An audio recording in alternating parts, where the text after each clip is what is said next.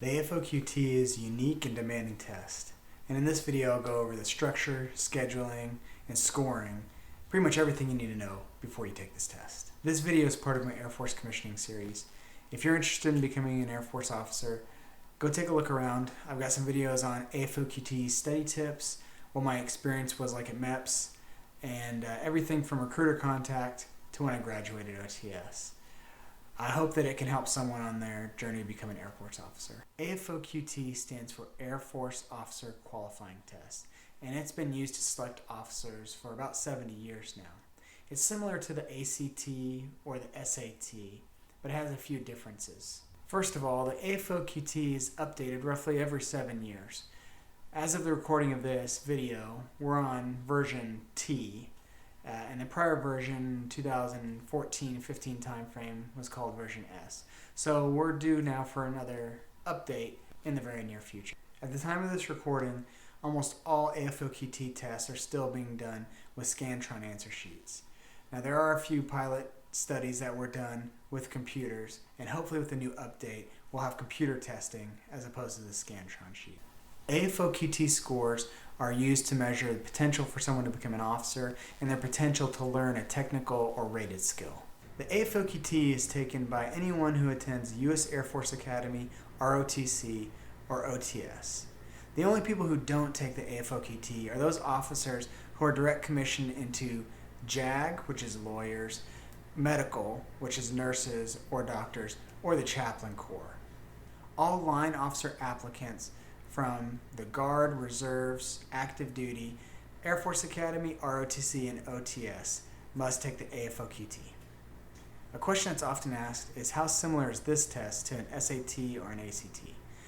And while they are similar in terms of your knowledge base, the AFOQT is going to have a little bit less of a knowledge level needed in order to take the test. However, it's going to be much broader in scope. The biggest difference, however, is how you take the test. AFOQT relies heavily on timing. As you might have already noticed, references to everything that I'm saying here will be on the screen and also in the description for you. But if you'd like to see the official AFOQT website, it's listed now on your screen. Alright, let's talk about how the test is structured. So the AFOQT consists of 12 subtests. Now in this video I'm not going to go over all of them in depth. I'll do that in a later video. But you can see on the screen right now what they all consist of. The number of questions per subtest and the amount of time that you get on each subtest will vary. But you can see it's listed here on your screen. As I mentioned earlier, the AFOQT is heavily time-based, meaning time management is a huge portion of the test. And how to take the test is almost as important as what is on the test. So with that being said, what I have listed on the screen now is each subtest ranked in order of amount of time per question. Another common question is, how long does the test actually take? And since the test is so heavily time-based, it's very structured. Officially, it's 4.75 hours, but you can bet on staying there for over 5. Another question is, during the test, will I get time remaining calls? And while officially there's no requirement to do that, I've heard, and it also happened with me, that we were given time remaining calls. But they should be consistent. So if they'll give them every 5 minutes, 2 minutes, 1 minute, it's just based on what the proctor thinks that they should do. If you get nothing else from this video today and you're going to take this test, I would say the number one thing to realize is that wrong answers don't count against you.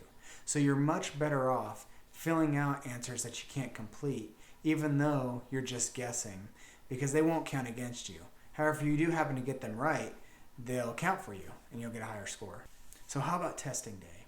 Now in this video I'm not going to go in depth on my experience on testing day or what you can expect on testing day. But the big thing as far as the AFOQT itself is that we already talked about it's a Scantron answer sheet. Also, you don't have to bring anything to the testing center on testing day. As a matter of fact, you're not allowed to bring some things such as calculators, your own watch, or any kind of personal electronics. They'll have you set those outside the room or you just leave them in your car, but you won't be allowed to have them in the test. Another point to emphasize is that you're not going to be allowed to write in the test booklet. You will have scrap paper provided for you, but besides your answer sheet and the scrap paper, you will not be able to write on anything else. So make sure you incorporate that into your studying as well. So another common question that gets brought up is how many times can you take the test? So you can definitely count on 2 times taking the test. Whoever you are and whatever situation you're in, you definitely have 2 times. Now you are allowed 3 times to take the test, but if you're going to take it for a 3rd time, it requires a high level waiver. Could be your wing commander if you're active duty, your ROTC commander, or equivalent. Now it is possible to take it more than 3 times, but this would be a very rare and extreme case. And I won't go over that in this video, but it mainly applies to just active duty applicants who have found another commissioning source, such as LEAP or the Rated Preparatory Program. I won't get too much in the weeds in the scoring in this video. I have another video for that. But the basics are that you have different categories that you're scored on in the AFOQT, and each category is percentile based, meaning you get a score from 1 to 99. So for example, if you get a score of 70, you scored as well or better than 70% of the applicants who took the test. So what's a passing score? If you're applying for non-rated, you'll care about the verbal and the quantitative. You have to get at least a 15 and a 10 respectively in those categories, and that's considered passing. Not necessarily competitive, but you've quote-unquote passed the AFOQT at that point. If you're going for a rated position, not only do you have to get those same scores to pass, but whatever position that you're applying for example pilot, you also have to make sure you get at least a 25 in that category to be considered passing.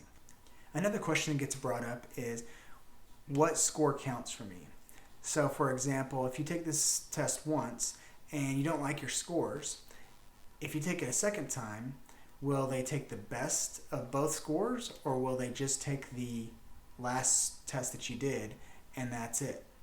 Well, the answer to this has changed over the years, but as of this recording, they are incorporating Superscoring, which essentially means that you can take the test more than once and they will take the best score in that category and use that as your score that you will present to the board.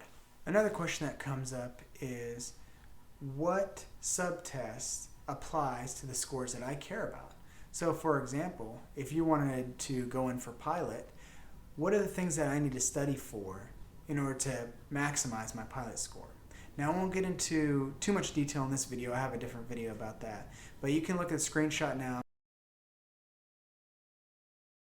Something to be aware of is that as of this recording, general science is not used in scoring any of the categories. So as I mentioned earlier, everything that I've told you today is backed up by some source or some resource. And I'll have those linked on the screen now and also in the video description. Well, I hope this video has helped you understand more about the AFOQT and has helped someone out there to do better on this test in their Air Force journey. I got lots of help searching forums and posts whenever I was going through my commissioning process. So please leave questions down below or through any of my social media. And also, I'd really appreciate it if you could tell me the good, the bad, and the ugly. So what can I do better for the next round of videos? And what did I do well so that way I can continue to do that?